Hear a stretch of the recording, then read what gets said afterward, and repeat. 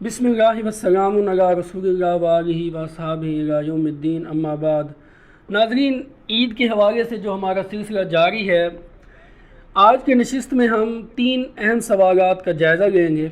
Number 1, Eid की नमाज़ का तरीक़ा बिल्कुल अहम है, साल बाद भूल जाते हैं आम तौर पर लोग, और कुछ अइम्मा हज़रात इस तरह समझाते हैं कि मुक्तदीन को समझ भी नहीं आती, इसलिए इसको हम आपको समझाएंगे। दूसरा, ईद की नमाज अगर रह जाए किसी की, या एक रकात छूट जाए या दोनों छूट जाएं, तो वो इस सूरत में क्या करेगा। और तीसरा सवाल हमारा है कि ईद की तकबीरात कितनी हैं, 6 या 12। इसका हम इल्मी जायज़ा लेंगे। जो अहनाफ और बाकी अइम्मा के दरमियान इख्तलाफ है, या अहनाफ या पाकिस्तान के अंदर आप कह सकते हैं अहलुल हदीस के अंदर इख्तलाफ है, उसका हम जायज़ा लेंगे। पहले सवाल की तरफ आते हैं ईद नमाज के तरीक़े के हवाले से। अगर तो आप किसी ऐसी मस्जिद में नमाज़ पढ़ रहे हैं ईद की जो कि बरेलवी या देवबंदी यानी हनफी जो फ़िक़ा है उसको फॉलो कर रहे हैं, तो उसका तरीक़ा ये है कि ईद नमाज में 6 ज़ायद तकबीरात होंगी, एक्स्ट्रा तकबीरात जिसे हम कहते हैं। उसमें पहली रकत के अंदर इमाम सूरतुल फातिहा की तिलावत यानी क़िराअत से पहले तकबीरात कहेगा, और दूसरी रकात के अंदर वो कुरान की तिलावत करने के बाद तकबीरात कहेगा। ठीक है, यानी पहली रकात में तिलावत से पहले 3 ज़ायद तकबीरात और दूसरी रकात में तिलावत के बाद। सिंपल हो गया। इसके बाद हाथ छोड़ने और बांधने का मसला कि तकबीर के बाद आप हाथ छोड़ देंगे या बांध देंगे। इसका ये है कि अगर आप हाथ बांध के नमाज़ पढ़ रहे हैं यानी वज़ और यदाइन से, तो फिर आप हाथ बांध लेंगे हर तकबीर के बाद। अगर आप हाथ छोड़ रहे हैं और सारुल यदाइन के तरीके से नमाज़ पढ़ रहे हैं, तो फिर आप हर तकबीर के बाद हाथ छोड़ देंगे। ठीक है। अहनाफ का तरीका ये है कि वो हर तकबीर के बाद जो इजाफी तकबीर है हाथ छोड़ देते हैं, और पहली रकात में तीसरी तकबीर के बाद हाथ बांध लेते हैं और इमाम क़िरात करता है। ठीक है, ये हो गया हाथ बांधने का तरीका और तकबीरात का। इसके अलावा अगर आप किसी ऐसी मस्जिद में नमाज़ पढ़ रहे हैं जो कि सलफ़ी हज़रात अहलुल हदीस हज़रात की है, यानी उनके वो उस मस्जिद को चला रहे हैं, मस्जिद तो बेसिकली अल्लाह की होती है तो इसका तरीका सिंपल है। या आप पाकिस्तान से बाहर भी कहीं नमाज़ पढ़ रहे हैं अरब वर्ल्ड में, तो सिंपल तरीका यही है कि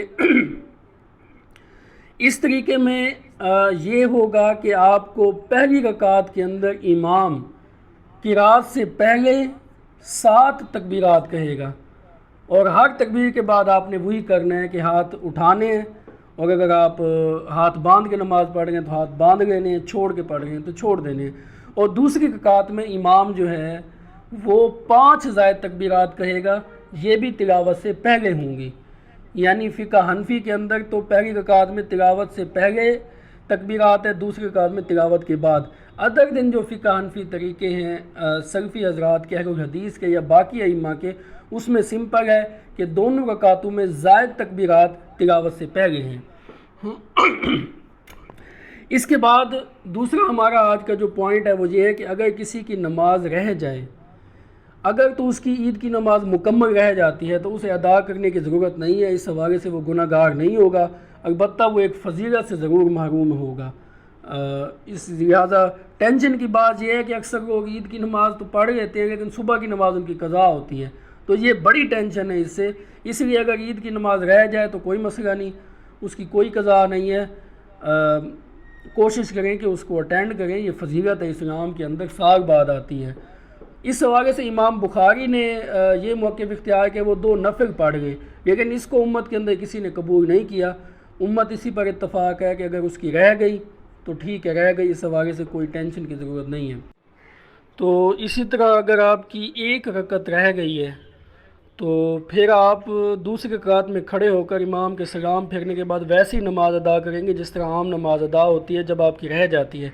सिर्फ़ वो ज़ायद तकबीरात आपने कह देनी है। अगर आप 3 ज़ायद तकबीरात के कायल हैं तो 3 ज़ायद तकबीरात जो आपकी रह गई थी पहली रकत की वो अदा करें, 7 के कायल हैं तो 7 अदा करें। इसी तरह जनाजे में भी इसी तरह करना होता है। जनाजे में पब्लिक ये करती है कि वो बाद में शामिल होती है, उनकी 1-2 तकबीरात रह जाती हैं, इमाम के साथ ही सलाम फेर देनी होती है। नहीं, जो आपकी तकबीरात रह गई हैं, दुआएं रह गई हैं, वो जनाजे में भी पूरी करें। अगर इमाम सलाम भी फेर दे उसके बाद आप उसे सलाम फेरें। जो लोग ये कहते हैं امام مالک نے بھی یہی موقف اختیار کیا ہے، اور باقی ائمہ نے بھی، اور سلفی حضرات نے بھی، اہل الحدیث نے، اور عرب ورلڈ میں بھی یہی ہے کہ عید کی نماز کی 12 زائد تکبیرات ہیں۔ ان کی بنیادی دلیل تو سنن ابو داؤد کی مرفوع حدیث ہے۔ 2 حدیث اوپر نیچے ہیں، میں انشاءاللہ نمبر دے دوں گا، 1151 اور 52 سنن ابی داؤد کے اندر۔ اس میں رسول صلی اللہ علیہ وسلم نے جو عید کی نماز پڑھائی، اس میں آپ نے 12 زائد تکبیرات کہیں، پہلی رکعت میں 7 اور دوسری رکعت میں 5، ٹھیک ہے۔ اور ان کی دوسری بنیادی دلیل جو یہ کہتے ہیں کہ عید نماز کی 12 زائد تکبیرات ہیں، وہ ہے موطا امام مالک کے اندر کتاب العیدین چیپٹر کے اندر حدیث موجود ہے، اور اس حدیث کی سند جو ہے وہ گولڈن چین سے ہے، یعنی پکی سند ہے۔ سند یہ ہے کہ امام مالک روایت کر رہے ہیں امام نافع سے، نافع عبداللہ بن عمر کے شاگرد، ان کے آزاد کردہ غلام اور مشہور تابعی ثقہ امام نافع سے، اور امام نافع کہتے ہیں میں نے عید نماز پڑھی سیدنا ابو ہریرہ کے پیچھے، یہ اس کی سند ہے، گولڈن چین کی سند ہے۔ اور امام نافع فرماتے ہیں کہ سیدنا ابو ہریرہ نے پہلی رکعت میں تلاوت سے پہلے 7 تکبیرات کہیں، اور دوسری رکعت میں تلاوت سے پہلے 5 زائد تکبیرات کہیں۔ سند پھر سنیں، اس کی سند جسے کہتے ہیں روز روشن کی طرح، سورج کی طرح واضح ہے، امام مالک امام نافع سے، اور امام نافع سیدھی روایت کر رہے ہیں سیدنا ابو ہریرہ کے پیچھے، وہ کہتے ہیں میں نے نماز پڑھی۔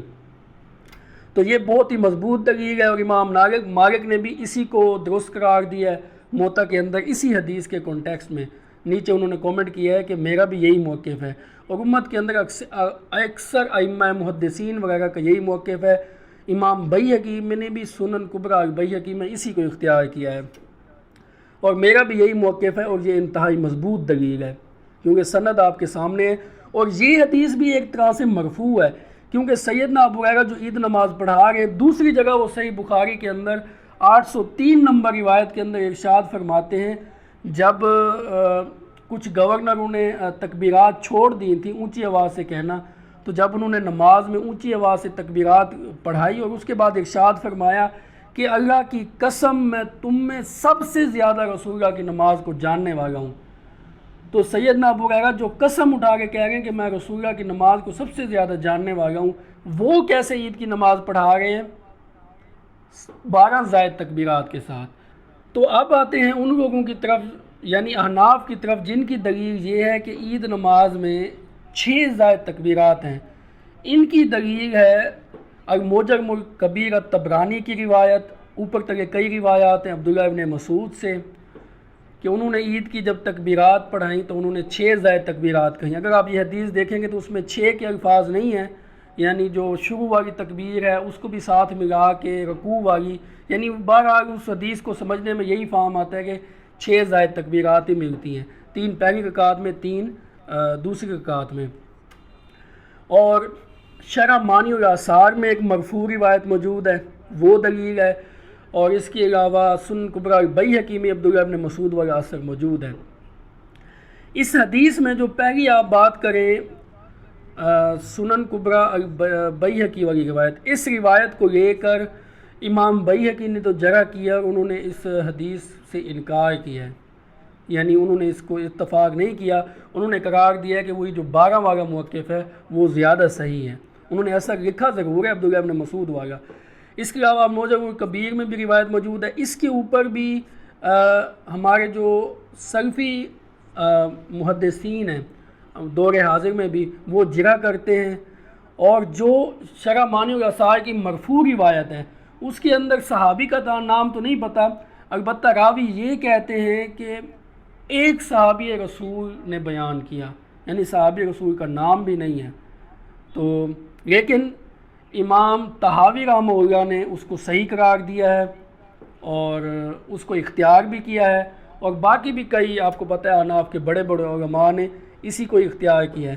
اس حوالے سے جو سند کی ٹیکنیکل بحث ہے، اگر آپ اس میں انٹرسٹڈ ہیں تو اس کے حوالے سے میں 2 ویڈیوز لنک ڈسکرپشن میں دے رہا ہوں، جس میں ایک احناف کی طرف سے جرح کی گئی ہے اپنی حدیث کی حق میں کہ وہ بالکل اس کی سند صحیح ہے، وہ آپ دیکھ لیں، اور دوسری ہمارے اہل الحدیث عالم کی طرف سے جرح کی گئی ہے۔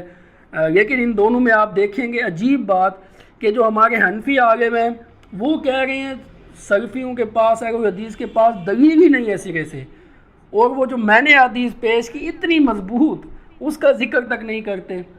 اور جو ہمارے اہل حدیث عالم ہیں وہ کیا کرتے ہیں، وہ یہ کام کرتے ہیں کہ باقی روایات کی جگہ تو کرتے رہتے ہیں، لیکن جو احناف کے نزدیک مضبوط روایت ہے وغیرہ یا تو ان کے علم میں نہیں تھی، اس کی سند پر وہ بحث نہیں کرتے۔ یعنی المصنف ابن شیبہ میں بھی روایت موجود ہے، وہ کمزور روایت پر بحث کرتے ہیں۔ اس حوالے سے میں اپنا موقف اگر آپ کو دوں نا، وہ بہت ہی سمپل ہے۔ جو ہمارے پاس الموطا امام مالک کی روایت ہے یہ اتنی مضبوط ہے، اس پر تو جرح تو دور کی بات، جرح کرنے کی کوئی جرات ہی نہیں کر سکتا۔ یہ بالاتفاق صحیح روایات ہیں جو 12 زائد تکبیرات والی ہیں۔ باقی جو احناف والی روایات ہیں ان میں جرح موجود ہے۔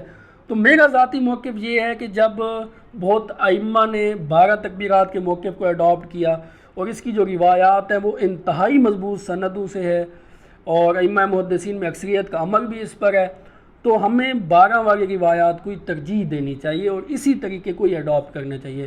ہاں البتہ ان کے دلائل اپنی طرف سے، اس کے لیے اگر آپ انٹرسٹڈ ہیں تو ویڈیو دیکھ لیں، ٹھیک ہے، میں اس کا لنک دے رہا ہوں، وہ بحث بہت لمبی ہو جائے گی اگر میں اس میں پڑ گیا۔ لیکن یہاں پہ میں اپنا اوپینین یہ دے دوں کہ آپ جس کے پیچھے بھی عید نماز پڑھیں گے بالکل ٹھیک ہوگی، کیونکہ یہ جو زائد تکبیرات ہیں یہ نہ تو واجب ہیں نہ فرض ہیں، تو اسی لیے یہ افضلیت کا عمل ہے۔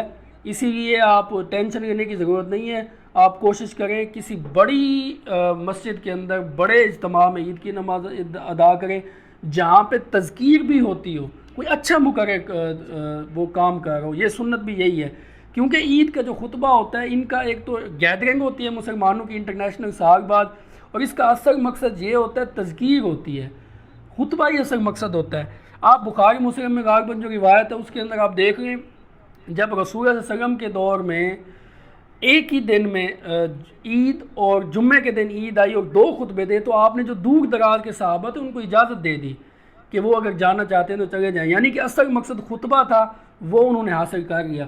تو خطبہ بہت اہم ہوتا ہے، آپ کوشش کریں کسی ایسی مسجد میں نماز نہ پڑھیں جہاں سرے سے خطبہ ہی نہ ہو، تو بس جائیں 2 رکعت پڑھ کے واپس آ جائیں۔ تو تذکیر جو ہے ایک بڑے اجتماعات میں شرکت کرنا یہ پسندیدہ عمل ہے، آپ اس کو ترجیح دیں۔ باقی ایک ہی موقع پہ سٹک ہو جانا احناف کی طرف سے یہ ظاہر ہے مجھے پسند نہیں ہے، کہ اگر آپ واقعی سمجھتے ہیں کہ یہ طریقہ جو ہے 6 تکبیرات وغیرہ زیادہ راجح ہے تو کبھی تو آپ 12 زائد تکبیرات بھی کہہ دیں۔ ایک ہی جگہ ہٹ جانا اور اپنی بات پہ اور پھر ہٹ دھرمی اختیار کرنا یہ بالکل بھی اچھی بات نہیں ہے، کیونکہ مسئلہ میں اسی لیے احناف کو گلہ کر رہا ہوں کیونکہ جو ہمارے دوسرے سلفی حضرات ہیں وہ ان روایات کو صحیح نہیں سمجھتے، لیکن احناف جو ہے ان روایت کو صحیح سمجھتے ہیں اور سیدنا ابو ہریرہ کا عمل بھی ہے، اسے کوئی انکار بھی نہیں کر سکتا۔ جو صحیح نہیں سمجھتے ان کو تو ہم بینیفٹ آف ڈاؤٹ دے سکتے ہیں، لیکن جو صحیح سمجھتے ہیں وہ کبھی تو دوسرے طریقہ اڈاپٹ کر لیں۔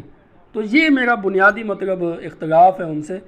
تو اس حوالے سے میں نے کوشش کی کہ ایک اولی العلم قائما بالقسط، حق کے ساتھ انصاف کے ساتھ کھڑے ہونے کے ایک غیر جانبدار تجزیہ دونوں طرف سے آپ کو پیش کروں۔ تو آگے آپ دونوں طرف کے دلائل دیکھ لیں جو آپ کے سامنے ہے، جس پہ آپ کا وہ بیٹھ جائے یقین۔ تو لیکن تحقیق کے بعد یہ نہیں ہے کہ آپ جہاں پیدا ہو گئے ہیں اسی پہ ہی اب طریقے کو اڈاپٹ لے کر چلیں۔ وما علینا الا البلاغ المبین۔